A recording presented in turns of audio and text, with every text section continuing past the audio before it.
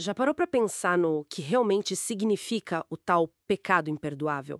Aquele que, segundo Jesus, não teria perdão, o que será que endurece tanto um coração assim? É, e se essa dúvida já trouxe algum medo ou confusão, fique com a gente. Vamos desvendar juntos, olhando para a Bíblia, o que é essa blasfêmia contra o Espírito Santo e, quem sabe, trazer um pouco de paz para essa questão tão séria. Exatamente. Hoje, aqui no A Bíblia em Diálogo, a gente mergulha fundo nesse assunto, que é bem delicado, o pecado imperdoável. Vamos começar pelo texto-chave, né? Acho que está lá em Mateus 12, versículos 31 e 32. É onde Jesus faz essa advertência bem forte. Sim, o contexto ali é impressionante. Jesus tinha acabado de fazer um milagre, né? Expulsou um demônio, curou um homem que não falava e não via. Uma demonstração clara de poder divino. Mas aí, Aí os líderes religiosos, em vez de, sei lá, reconhecerem a obra de Deus, eles foram na contramão. Acusaram Jesus de fazer aquilo pelo poder do diabo, de Beelzebu. é nesse ponto, nessa acusação direta, que Jesus fala sobre a blasfêmia contra o Espírito. E pelo contexto, fica claro que não é só uma palavra dita sem pensar, sabe? É algo, bem mais profundo. A teologia ajuda a gente a entender um pouco melhor, né? Parece que é uma rejeição, assim, consciente, deliberada mesmo e persistente da obra clara do Espírito Santo. Isso. Chega ao ponto da pessoa ver a evidência divina, clara, e mesmo assim escolher atribuir aquilo ao mal. É como Isaías diz, chamar a luz de trevas. Mas por que imperdoável? Essa palavra assusta muito. Pois é, mas o ponto crucial, pelo que a gente entende dos textos, não é que Deus coloque um limite no seu poder de perdoar, ou que ele não queira perdoar. Ah, entendi. A questão é a pessoa. Exato. A pessoa que chega nesse nível de rejeição, de dureza de coração, ela não quer mais o perdão.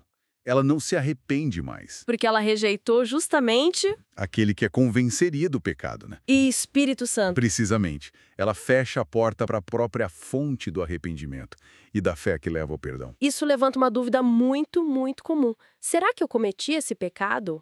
Muita gente se angustia com isso. Sim, é verdade. Mas olha, tem uma boa notícia nisso. Se existe esse temor, essa preocupação no coração da pessoa, esse incômodo, isso já é um sinal muito forte de que ela não cometeu. Ah, faz sentido. Porque quem chegou nesse ponto extremo de endurecimento perdeu essa sensibilidade, é isso? Perdeu. A pessoa se torna indiferente, não se importa mais com essas coisas. Não há mais luta interior sobre isso. E hoje em dia, como essa atitude poderia se manifestar? Bem, pode ser visto como uma rejeição final, sabe? Total e consciente do Evangelho, depois de ter conhecido claramente a verdade. Uma apostasia deliberada, como o livro de Hebreus alerta. Alguém que experimentou a graça e depois virou as costas de forma definitiva. Então, para ficar bem claro, o que não é o pecado imperdoável. Não são aquelas dúvidas que todo mundo tem na fé, né? De jeito nenhum. Nenhum pecado grave, por pior que seja, do qual a pessoa depois se arrependeu sinceramente. Nenhum momento de raiva contra Deus, dito talvez sem pensar direito. Também não.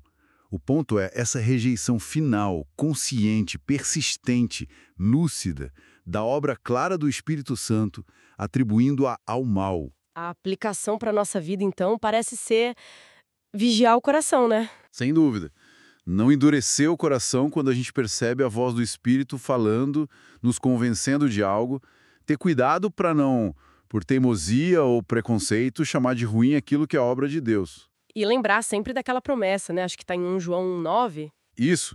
Se confessarmos os nossos pecados, ele é fiel e justo para nos perdoar os pecados e nos purificar de toda injustiça. O perdão está disponível para quem busca. E essa conversa profunda sobre as escrituras, buscando entender e aplicar, é o coração do nosso projeto aqui, ou a Bíblia em Diálogo. Exatamente. A nossa proposta é fazer uma jornada pela Bíblia inteira mesmo, capítulo por capítulo, livro por livro, mas sempre com uma linguagem que todo mundo possa entender, sabe? Buscando reflexões profundas, mas principalmente como que a gente aplica isso na nossa vida hoje. É isso aí. E para quem quiser saber mais sobre o que a gente conversou hoje sobre o pecado imperdoável, é só dar uma olhada na descrição deste episódio. Lá tem os destaques, as referências bíblicas que usamos. E claro, Para não perder nenhum passo dessa nossa jornada pela Bíblia, siga a Bíblia em Diálogo no Spotify ou na sua plataforma de podcast preferida. E também se inscreva lá no nosso canal no YouTube. Que a graça e a paz do nosso Senhor Jesus Cristo estejam com todos, iluminando o entendimento e aquecendo o coração. Fiquem agora com a nossa análise completa sobre o pecado imperdoável. Que seja um tempo de aprendizado e crescimento na fé para todos nós.